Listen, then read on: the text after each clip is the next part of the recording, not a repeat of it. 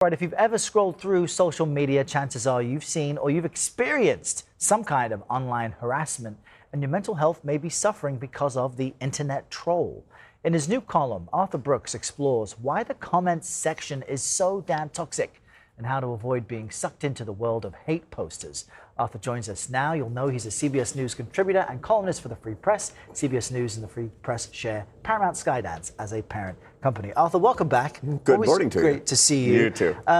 What type of people are posing as internet trolls? What is the motivation to get in and muddy content people post? Yeah, everybody watching us who spends any time on social media or looks at the comment sections below, even news articles. I mean, you know, the big newspaper of your city has a comment section. Well, notice that it gets really toxic really quickly. And you think to yourself, like, who's doing that? Right. And the truth is they're not like the mainstream. The truth is that it's a small group of people that are largely most toxic, and they have these dark triad characteristics. They're basically psychopathic.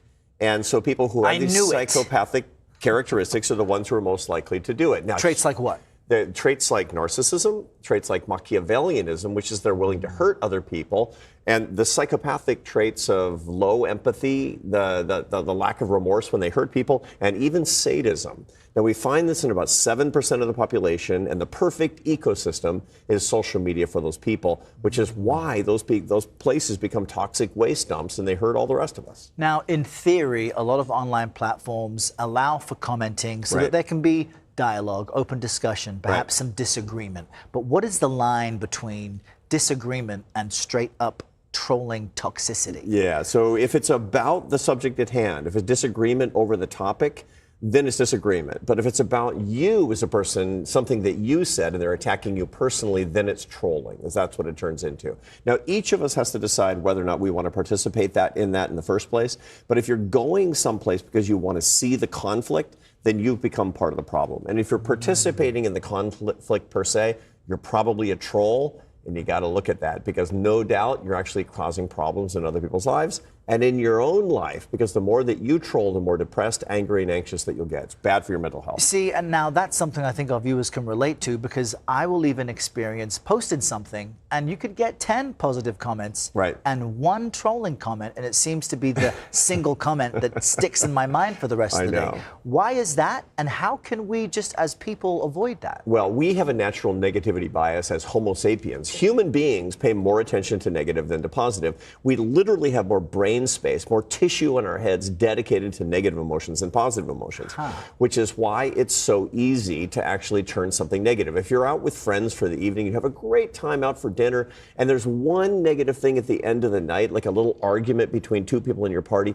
that's what you remember about it forever, and that's what trolls know. You can put in one tiny little rotten comment and ruin the whole thing, and they're doing it for fun.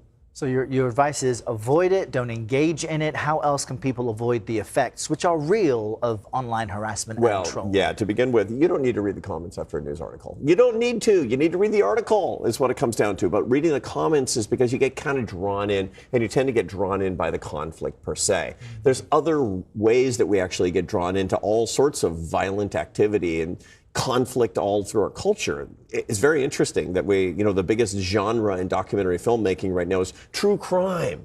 You know who watches true crime documentaries? Women under 30.